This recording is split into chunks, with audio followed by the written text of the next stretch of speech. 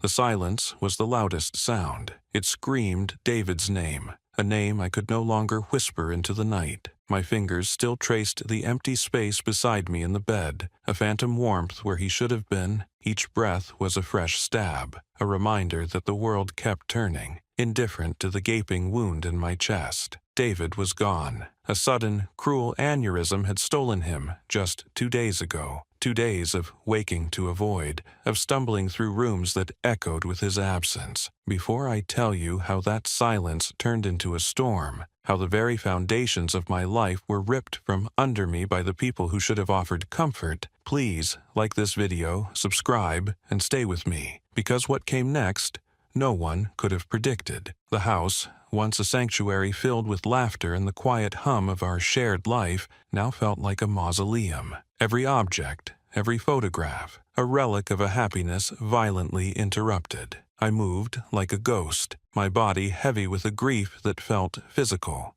crushing. I hadn't slept, hadn't eaten more than a few bites of toast someone had pressed into my hand. My eyes were raw, perpetually on the verge of spilling tears I no longer had the energy to shed. I remembered the day David and I bought this house, the joy in his eyes as he'd swung me over the threshold. A silly tradition, but one we cherished. We'd built a life here, brick by brick, dream by dream. Our shared vision was woven into every sun-drenched corner, every well-loved book on the shelf. We had plans, so many plans. A garden remodel, a trip to Italy, a future stretching out, bright and boundless. Now all those plans lay shattered, like fragile glass. The doorbell, a sharp, insistent ring, startled me. I hadn't been expecting anyone. Friends had called, sent food, but understood my need for solitude. This wasn't a friend's knock. It was too firm, too demanding. My heart, already a bruised thing, thudded against my ribs with a new, unsettling rhythm. Through the peephole, I saw her, Eleanor, David's mother. Her face, usually a mask of severe elegance, was etched with a grim determination that had nothing to do with sorrow. Beside her stood Valerie, David's sister, a carbon copy of her mother's sharp features, though softened by a carefully cultivated air of strained politeness. My stomach clenched. David had been estranged from them for years, a painful rift over some unspoken past transgression. He rarely spoke of it, only that they were difficult, demanding, and had a way of making everything about them. Their presence now, uninvited, felt like an intrusion, a violation of the sacred space of my grief. I opened the door, bracing myself. "Amelia," Eleanor said, her voice a low, gravelly tone that offered no warmth. Her eyes, the same piercing blue as David's, swept over me, taking in my disheveled appearance, my tear-stained face, without a flicker of sympathy. Valerie managed a tight, almost apologetic smile, but her gaze was just as calculating. "I'm so sorry for your loss," Valerie offered, stepping past me without an invitation, her designer handbag brushing against my arm. Eleanor followed, her presence filling the hallway with a cold, almost predatory energy. They stood in my living room, surveying the space as if appraising property, not entering a home steeped in tragedy. "Thank you," I managed, my voice hoarse. I wanted to ask why they were here, why now, but the words stuck in my throat. This was David's mother, his sister. A part of me, the part that clung to civility, wanted to believe they were here to mourn, but another, colder part sensed something else entirely. "We came as soon as we heard," Eleanor stated, her eyes now fixed on a framed photograph of David and me on our wedding day. Such a shock. David was always so robust. The word robust hung in the air, a strangely clinical assessment. "Yes," I whispered, my throat tightening. "He was." Valerie cleared her throat.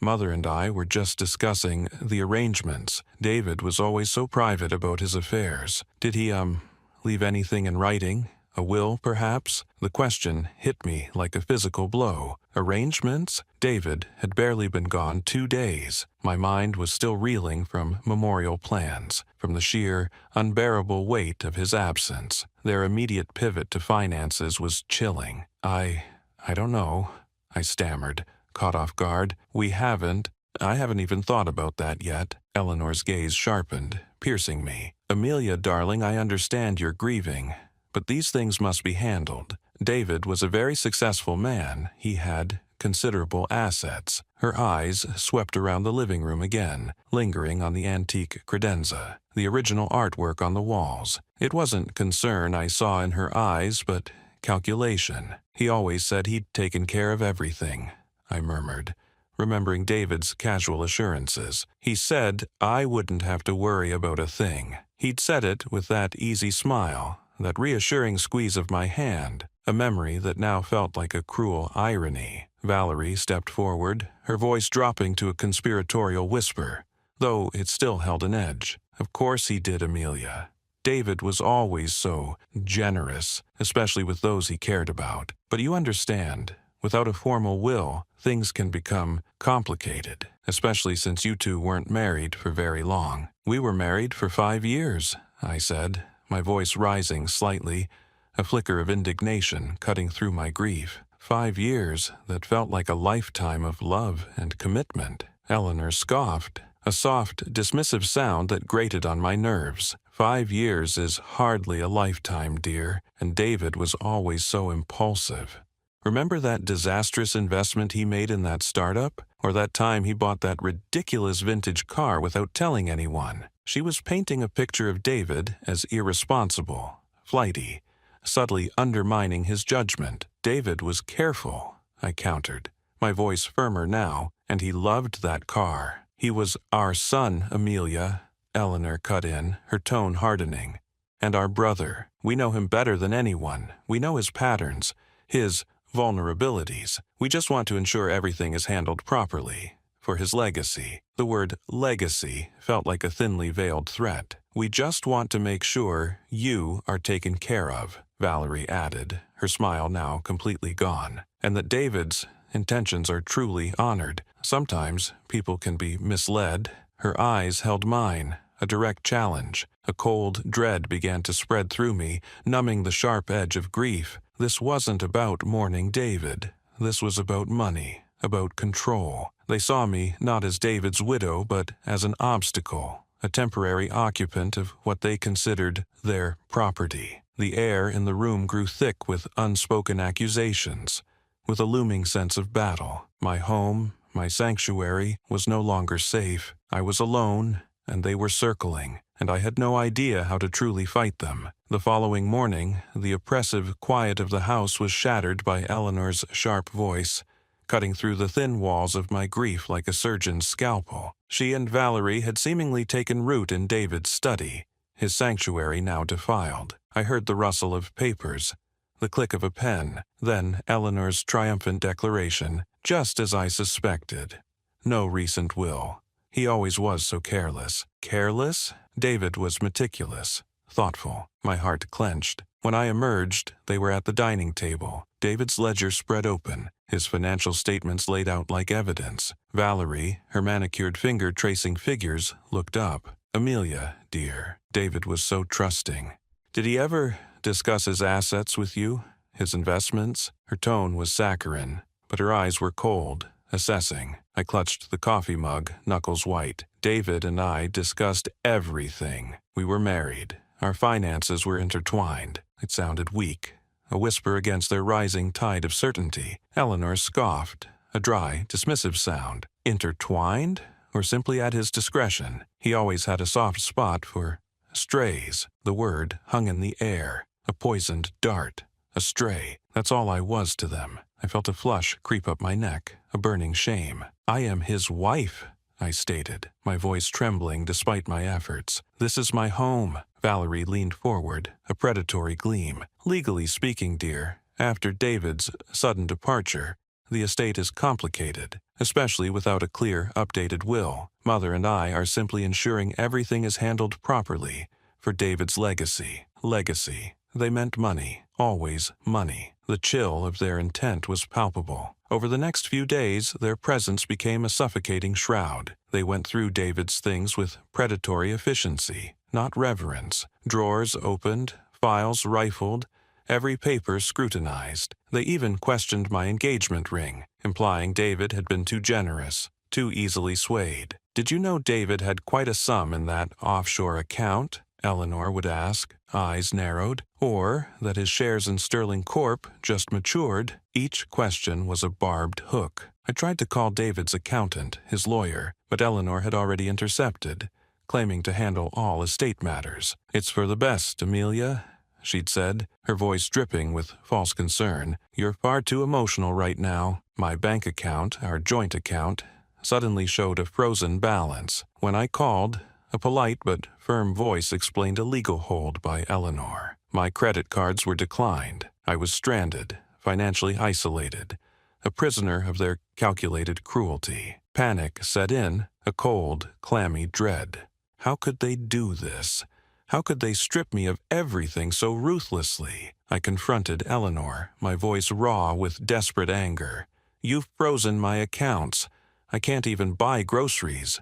What right do you have?" Eleanor merely raised an eyebrow, a picture of calm disdain. "My dear, David's assets are considerable. They must be protected during probate. It's standard procedure, and frankly, with your lack of independent income, we can't risk any premature disbursements. It's for your own good, really, to protect the estate." Valerie, ever the dutiful echo, added, "David always worried about you. He was so generous, sometimes to a fault." The implication was clear. I was a leech, a burden, a liability. They systematically dismantled my life, piece by piece, under the guise of protecting David's legacy. Each day felt longer, an agonizing descent into a nightmare. The house, once a haven, now felt like a mausoleum, haunted by their avarice. I walked through the rooms, touching David's things, but their shadows loomed everywhere. I felt myself shrinking, my spirit eroding under their relentless assault. My grief, a private, aching wound, was now a public spectacle, mocked and manipulated. I tried to reach out to friends, but their condolences felt hollow. "How do you explain that your husband's family is robbing you of your dignity?" They wouldn't understand. David had always been my anchor. Now he was gone and I was adrift in a sea of sharks. Then came the morning when Eleanor summoned me to the living room, her face grim, a thin envelope clutched like a weapon. Valerie stood beside her, arms crossed, a smug smirk. "Amelia," Eleanor began, her voice devoid of warmth, "we've had a thorough review of David's financial situation and the legal standing of the property. It's quite clear." My stomach dropped. I knew, instinctively, whatever came next would be devastating. Given the circumstances of David's sudden death and the absence of any recent explicit arrangements, the house, as an asset of the estate, must revert to the primary beneficiaries. She paused, letting the words hang, thick with her perceived victory, which, of course, is David's next of kin. She laid the envelope on the polished coffee table. "We've had the lawyers draft this. It's a formal eviction notice. You have 7 days to vacate the premises." My breath hitched, catching painfully. My vision blurred, but I refused to let tears fall. 7 days to leave my home, our home, the home David and I had built, filled with memories, dreams. It was a physical manifestation of their intent, to erase me completely from David's life, from his memory, from everything we had shared. My hands began to shake uncontrollably. This wasn't just about money. It was about power, control, a cold,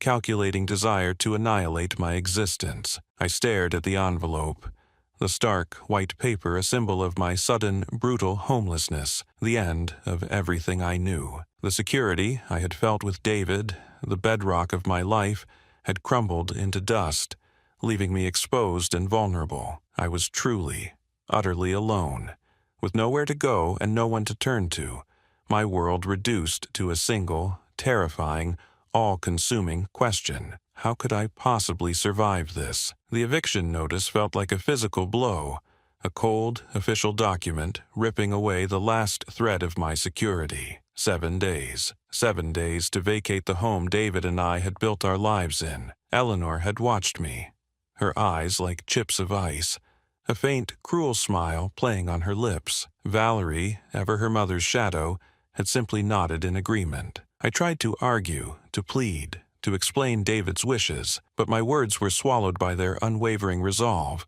their legalistic jargon, and their sheer, unadulterated contempt.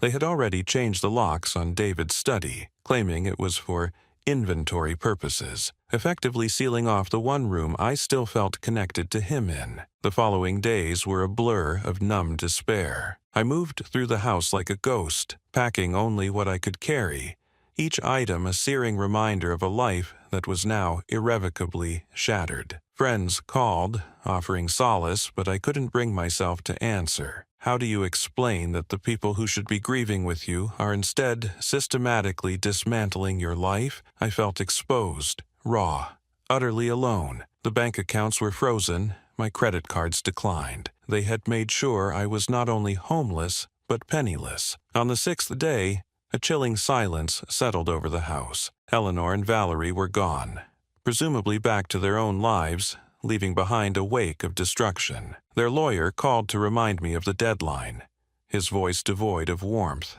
I had nowhere to go, no family of my own to turn to. My parents had passed years ago, and David had been my entire world. I found a cheap, musty motel on the outskirts of town, the kind with flickering neon signs and the faint smell of stale cigarettes. It was a temporary reprieve, a place to simply exist until I figured out what little future I had left. The morning of the 7th day arrived with a brutal finality. I stood in the living room, a single duffel bag at my feet, the silence of the house deafening. My eyes fell on David's study door, still locked. A surge of defiant anger, hot and unexpected, coursed through me. They couldn't take everything, not his memories, not the things that truly mattered. I needed one last piece of him, something tangible from his sanctuary. I found an old set of David's tools in the garage, a rusty crowbar among them. With a desperate heave, I forced the study door open, the splintering wood a satisfying echo of my own breaking spirit.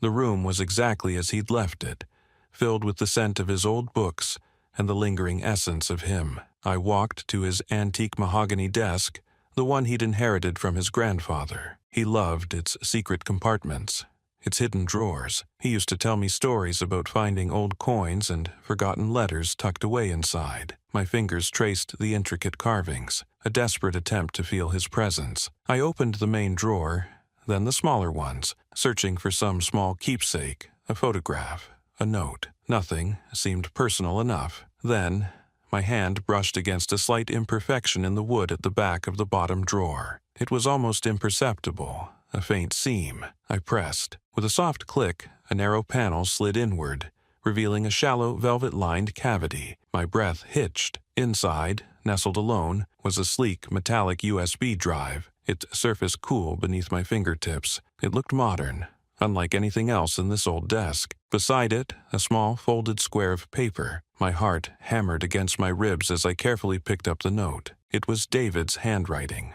Unmistakable, elegant, and familiar. My vision blurred. "Amelia," it read, "if you're reading this, it means I couldn't tell you myself. I hope it never comes to this, but just in case, there are some things you need to know. This drive holds everything. I tried to protect you, my love. Don't be afraid. You are stronger than you know. And remember, they can't take what was never truly theirs. The password is the date we first met, reversed, followed by the first letter of our song. You know the one. Be careful who you trust, especially family." My hand trembled, the paper rustling softly. "Especially family." The words echoed, chilling me to the bone. David had known. He had known their true nature. He had foreseen this. A wave of overwhelming emotion washed over me. Grief for his loss, rage at his family, but also a profound, aching love for his foresight, his quiet strength, his unwavering determination to protect me even from beyond the grave. The USB drive felt impossibly heavy in my palm. What secrets did it hold?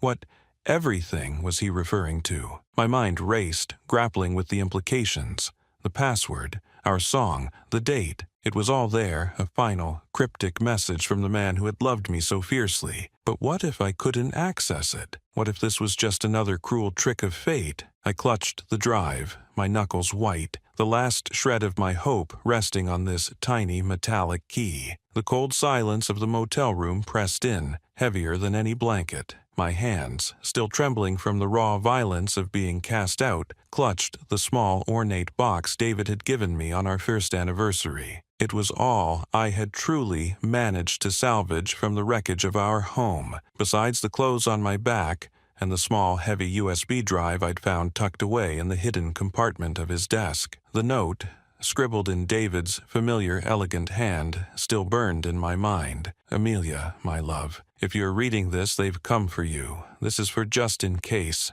Everything you need is here. Trust no one but yourself, and remember my love." Trust no one but yourself. The words echoed, a bittersweet comfort. How could I trust anyone when the world had just shattered, and the people who should have mourned with me had instead chosen to feast on my misery? The drive felt like a tiny, cold pebble in my palm, yet it held the weight of a universe. Encrypted. David had always been meticulous, almost obsessively private, especially with his digital life. He'd often joked about his digital fortress, laughing off my concerns about overkill. Now it was clear why. I spent hours, days even, staring at that drive, trying every password I could think of.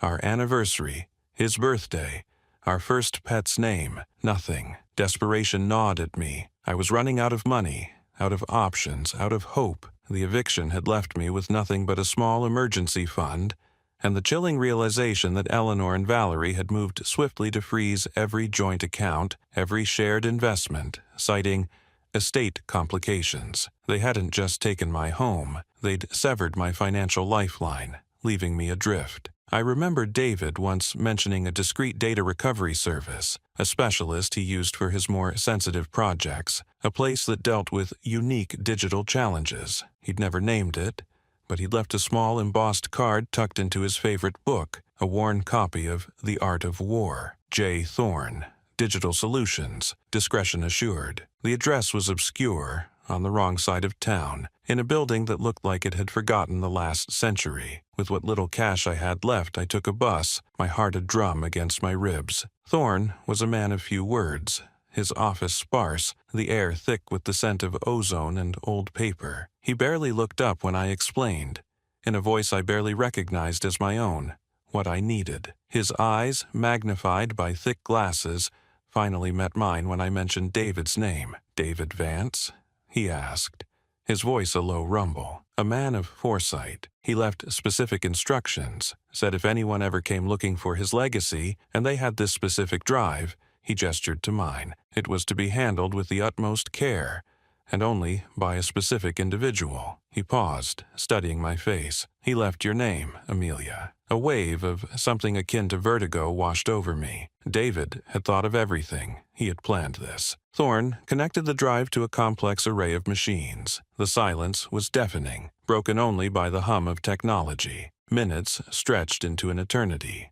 Then, a soft chime. "It's open," Thorne said, his voice devoid of emotion. He had a failsafe, a secondary key integrated into the drive itself. Ingenious. On the screen, a folder appeared, simply labeled, "For Amelia." My fingers trembled as I clicked it open. Inside, a cascade of documents. A scanned deed, clearly showing the full transfer of our home, 123 Maple Drive, into my sole name, dated precisely 3 weeks before David's death. My breath hitched. Then, a comprehensive document titled Declaration of Trust and Assignment of Assets, detailing the transfer of all his personal and joint assets, including his substantial investment portfolio, into a trust with me as the sole beneficiary and trustee. Each document was notarized, signed, sealed, and dated, weeks before his death. Tears, hot and stinging, blurred my vision. David, my David.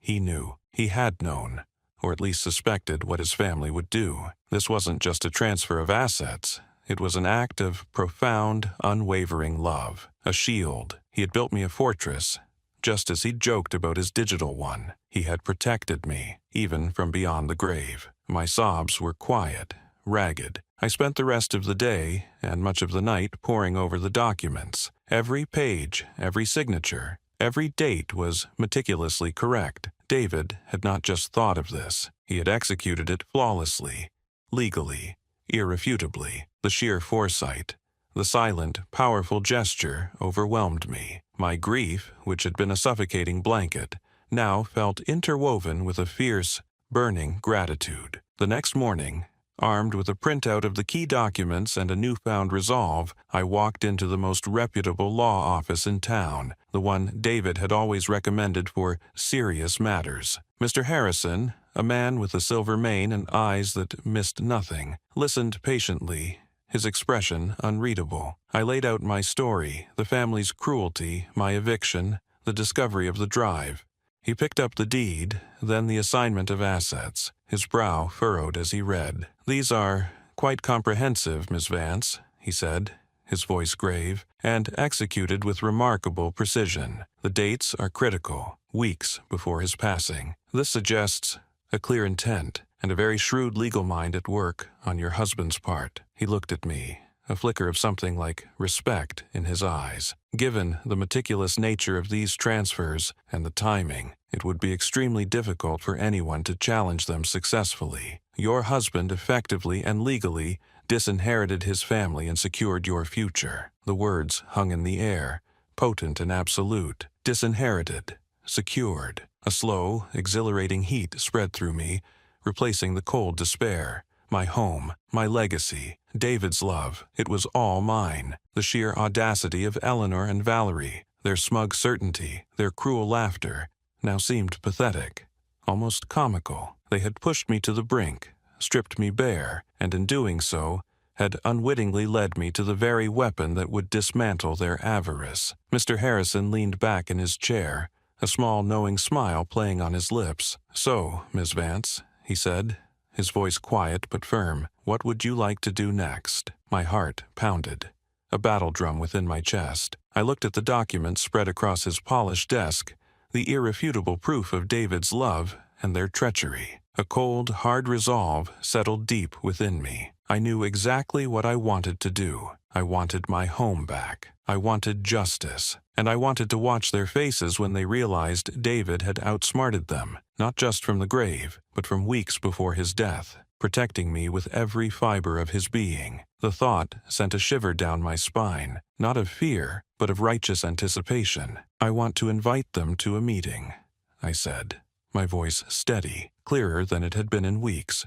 "And I want to watch them realize their mistake." The meeting was set for a Tuesday morning, in a sterile, impersonal conference room at Mr. Davies' firm. Every fiber of my being screamed to avoid it, to just disappear with my newfound truth. But David's love, his incredible foresight, demanded justice. I wasn't fighting for money. I was fighting for him, for our life, for the memory of a love they had so cruelly dismissed. Mr. Davies had assured me he would handle the brunt of it, but my presence was essential. He said it would be a delightful reveal. His dry wit was a small comfort. Eleanor and Valerie arrived precisely on time, trailing their own lawyer, a man with a perpetually furrowed brow and a suit that looked a size too small. Eleanor, draped in a black silk scarf that somehow managed to look both expensive and funereal, swept into the room without a glance my way. Valerie, ever the shadow, clung to her mother's arm, her eyes darting around with a predatory gleam. They took the seats opposite us, their posture radiating smug confidence. They assumed this was another defeat for me, another step in their complete takeover. The air in the room was thick with their self-satisfaction. I could feel their eyes on me, judging, dismissing. I kept my gaze fixed on a point just past Valerie's shoulder,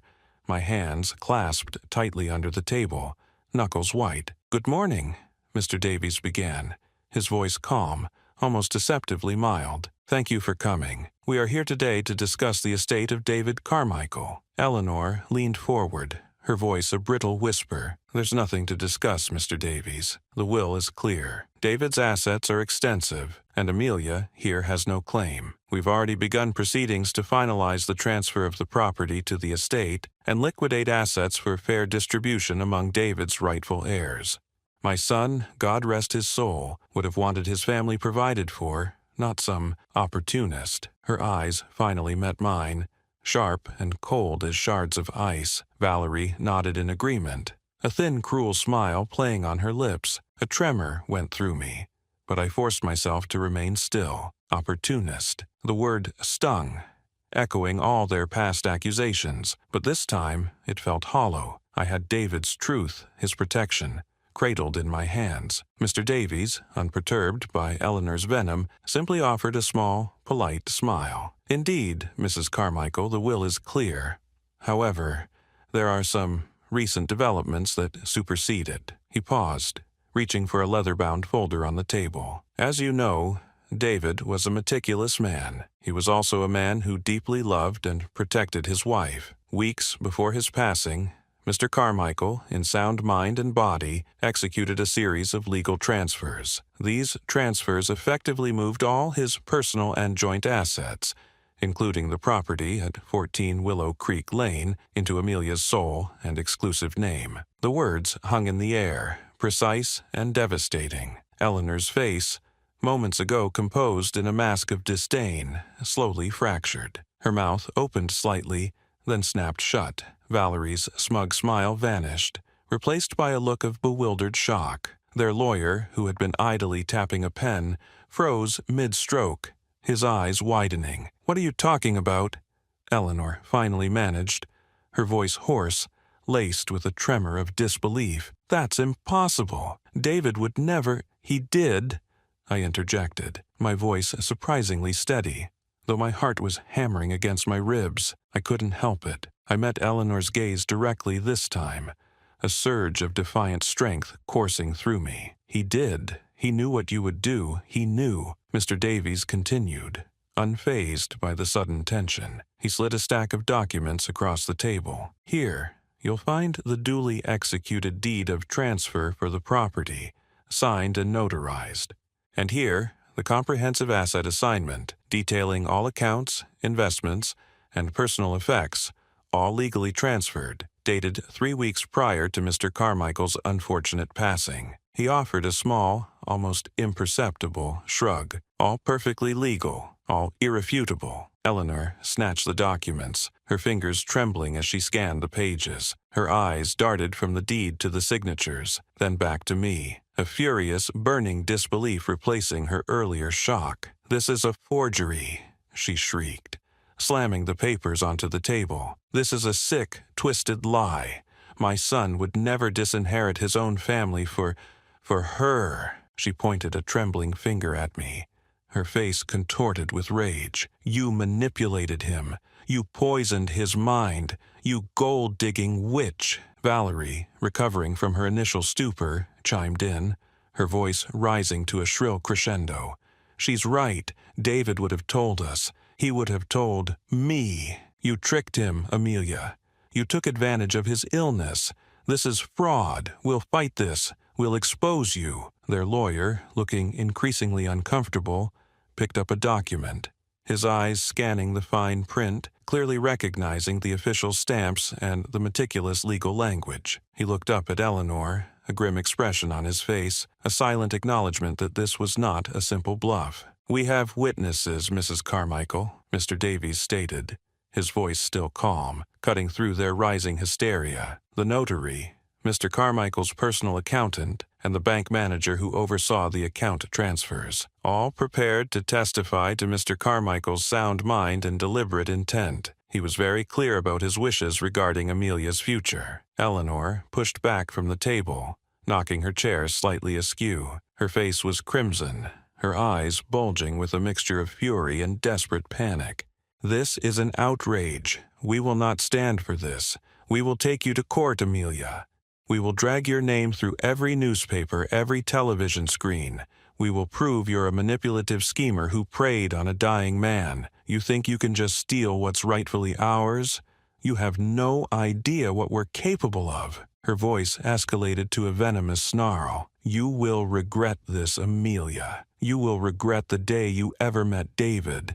This isn't over. Not by a long shot. We're coming for you." The room pulsed with their raw, unrestrained fury. It was a terrifying, yet strangely empowering moment. I watched them, no longer feeling small or helpless, but instead a quiet, resolute strength. David had known. He had prepared me. And now the battle had officially begun. Their threats hung heavy in the air, a promise of war. My breath hitched, but my gaze did not waver. I knew what was coming. I was ready. The summons arrived like a venomous snake, slithering under the door of my temporary apartment. Eleanor and Valerie were making good on their threats, filing a multi-pronged lawsuit alleging undue influence, fraud, and a conspiracy to defraud David's rightful heirs. Their lawyer, a sharp-suited shark named Mr. Thorne, wasted no time. The media, already sniffing around, latched onto the story like vultures. Gold digger or grieving widow. Battle for deceased millionaire's estate heats up. That was the headline in the local paper.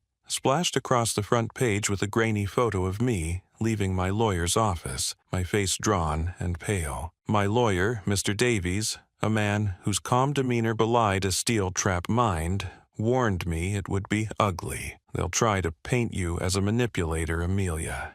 They'll dig up anything they can. He was right. Every interview I'd ever given, every social media post was scrutinized. They found a few old, innocuous photos of me at charity galas with David, twisting them into evidence of my supposed thirst for wealth. They even resurrected a long-buried family dispute of David's, a minor disagreement over a summer house years ago, trying to portray him as easily swayed and me as the puppet master. It was infuriating, dehumanizing. My phone rang non-stop with calls from reporters, from distant relatives I barely knew, all wanting a piece of the sensational pie. Each time David's name was dragged through the mud, a fresh wave of grief and anger washed over me. He deserved better than this. He deserved peace. But I wasn't the same woman who'd cowered under their accusations just weeks ago. David's love, his incredible foresight, had forged a new strength within me. I clung to the memory of his quiet determination, his meticulous planning. He had trusted me with his legacy, and I would not let him down. Mr. Davies became my shield and my sword. He advised me to stay silent publicly, to let them dig their own graves. Their desperation will make them reckless, he'd said. And he was right. The first major hearing was a circus. Eleanor, dressed in severe black, dabbed at her eyes with a lace handkerchief, playing the distraught mother. Valerie, ever the ice queen, sat beside her, radiating frosty indignation. They both delivered tearful testimonies, painting a picture of David as a confused, vulnerable man taken advantage of by a mercenary woman. They claimed he had been ill, mentally compromised, though they had no medical evidence to support this beyond vague assertions. Their lawyer, Mr. Thorne, spoke in soaring, indignant tones about justice and family honor. He presented a fabricated timeline of events, trying to make it seem as though I had pressured David into the transfers on his deathbed. Then it was our turn. Mr. Davies began by methodically presenting the evidence. He called the notary who had overseen the signing of the transfer documents.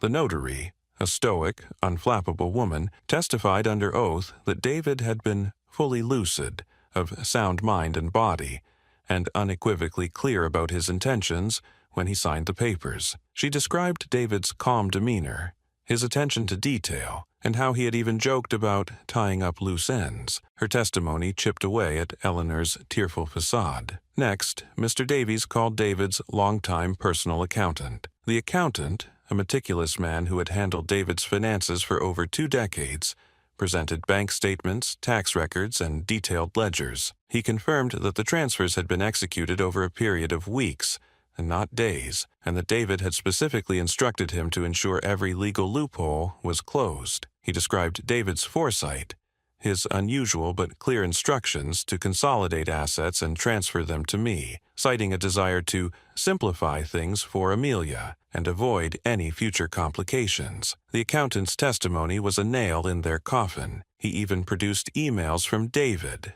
sent months before his death, inquiring about the process of asset consolidation and transfer. These emails proved that David's actions were not a spur-of-the-moment decision, but a carefully considered plan. The tide began to turn dramatically. The media, initially feeding on the sensationalism, started to shift their narrative. Reporters who had once hounded me now began to question Eleanor and Valerie's increasingly outlandish claims. Social media, which had been a cesspool of hateful comments, now saw a growing wave of support for me as the truth slowly emerged. People began to see the cold, calculating greed behind Eleanor and Valerie's righteous indignation. During cross-examination, Mr. Davies was relentless. He exposed inconsistencies in Eleanor and Valerie's testimonies, highlighting their lack of concrete evidence and their reliance on emotional manipulation. He cornered Valerie on a statement she'd made to a reporter about David's supposed frail health, forcing her to admit she hadn't seen David in over a year. He then presented David's recent medical records, which showed a clean bill of health just a month before his sudden, unforeseen death. The courtroom buzzed. Eleanor's face, once composed, began to crumple, her public performance cracking under the weight of undeniable facts. The judge, a stern woman known for her adherence to facts and legal precedent, listened intently, her expression unreadable. She cut off Mr. Thorne several times when his questions veered into unsubstantiated accusations. The air in the courtroom grew thick with tension. Eleanor and Valerie, seeing their carefully constructed lies unravel, grew visibly agitated. They whispered furiously to Mr. Thorne, their faces contorted with a mixture of fear and fury. Finally, after days of grueling testimony and evidence presentation, the judge announced she had reached a decision. The courtroom fell silent, a palpable hush descending as every eye turned to her. My heart hammered against my ribs, a frantic bird desperate to escape. Mr. Davies placed a reassuring hand on my arm, but even his usually calm demeanor seemed to hold a hint of anticipation. I looked across at Eleanor and Valerie, their eyes wide, their bodies rigid with apprehension. This was it, the moment of truth. The judge cleared her throat, adjusted her glasses, and began to speak, her voice cutting through the silence like a sharp blade. Based on the overwhelming and irrefutable evidence presented, the court finds that the asset transfers executed by the late David Sterling to his wife, Amelia Sterling, were entirely valid, legally binding, and performed by a person of sound mind and full intent. A collective gasp rippled through the courtroom. Eleanor's jaw dropped. Valerie's face turned a sickening shade of white. The judge continued, her gaze firm. Furthermore, the court finds the plaintiff's claims of undue influence and fraud to be entirely unsubstantiated and, frankly, egregious. My breath hitched. This wasn't just a win. It was a complete vindication, but the judge wasn't finished. Given the defamatory nature of the plaintiff's public accusations and their clear intent to harm the defendant's reputation and financial well-being, the court will now consider a separate motion for sanctions and damages. The words hung in the air, a final, crushing blow. Eleanor let out a strangled cry, her eyes locking onto mine, filled with a hatred so pure it sent a shiver down my spine. The courtroom emptied like a sigh, leaving behind only the ghost of the battle. Eleanor and Valerie, stripped bare of their pretense, had stumbled out, their faces contorted masks of disbelief and fury. The judge's ruling had been a hammer blow, validating every meticulous detail of David's transfers, dismissing their accusations with a chilling finality. I heard later, through whispers from my lawyer, that their own financial situation was far more precarious than they'd let on, and the legal fees, coupled with the judge's hinted sanctions, would likely be their undoing. Their public humiliation was swift and brutal. The local news, which had initially feasted on their slander, now highlighted their defeat, painting them as the avaricious villains they truly were. I felt no triumph, only a quiet, profound relief, a weariness that settled deep in my bones. Walking back into our home, my home now, was like stepping into a memory. Every room echoed with David's laughter, his quiet presence, the life we had so carefully built. It was no longer a battleground or a symbol of loss, but a sanctuary, a testament to his enduring love. The silence was different now, not the crushing emptiness of grief, but a gentle quiet, filled with the echoes of love. I ran my hand over the polished wood of the banister, the same banister David had carved our initials into on a whim years ago. It felt solid, real, mine. The first few weeks were a blur of practicalities. My lawyer, Mr. Thompson, a man whose quiet competence had been my anchor, meticulously handled the legal fallout. He ensured the property deeds were fully updated, the accounts reinstated, and every last vestige of Eleanor and Valerie's claims irrevocably severed. I spent hours sifting through David's belongings, not for hidden clues this time, but for comfort. His books, his old watch, The silly mug he always used for coffee, each item was a tangible link to a love that transcended death. It was a slow, painful process of healing, but with each memory, a tiny piece of my broken heart began to knit itself back together. One evening, staring out at the garden David had so lovingly tended, I remembered a conversation we'd had years ago. He'd spoken about his desire to support young artists, to create a space where creativity could flourish, free from financial burdens. It had been a casual dream, tucked away amidst other plans, but now it resonated with a powerful urgency. The assets David had so carefully protected were more than just money. They were a tool, a means to honor his vision, to bring light into the world as he had brought light into mine. I decided to establish the David Thorne Creative Arts Foundation. It was a daunting undertaking, but one that filled me with a purpose I hadn't felt since David's death. I worked closely with Mr. Thompson and a financial advisor, ensuring every detail aligned with David's spirit of generosity and foresight. The foundation would provide grants, scholarships, and mentorship programs for aspiring artists, particularly those from disadvantaged backgrounds.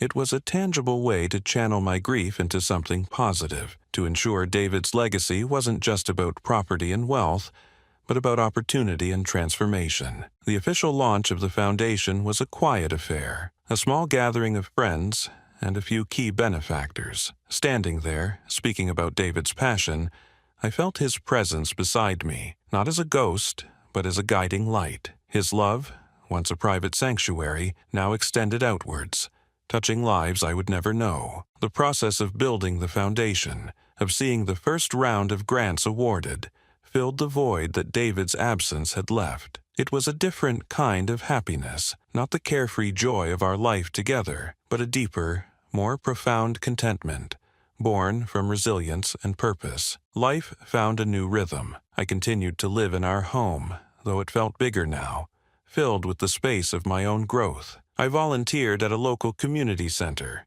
sharing my story when it felt right, offering support to others facing their own battles. I learned to cook David's favorite meals, not out of obligation, but out of a quiet remembrance, savoring the flavors, the memories. The pain of loss never fully vanished, but it transformed, softened into a bitter-sweet ache, a reminder of the immense love I had been privileged to experience. Eleanor and Valerie, I heard, faced severe financial difficulties and social ostracism. They tried to appeal the ruling, but their case was laughed out of court. They faded from my life as swiftly as they had entered it, their greed having consumed them entirely. I bore them no ill will, only a quiet understanding of how easily bitterness could fester, how quickly love could be eclipsed by avarice. My focus remained on the foundation, on the lives it touched, on the quiet, enduring power of David's love. I had lost him, yes, but he had left me, not just with a home, but with a purpose, a strength I never knew I possessed, and the profound understanding that true wealth lay not in what you accumulated, but in what you protected and what you chose to give.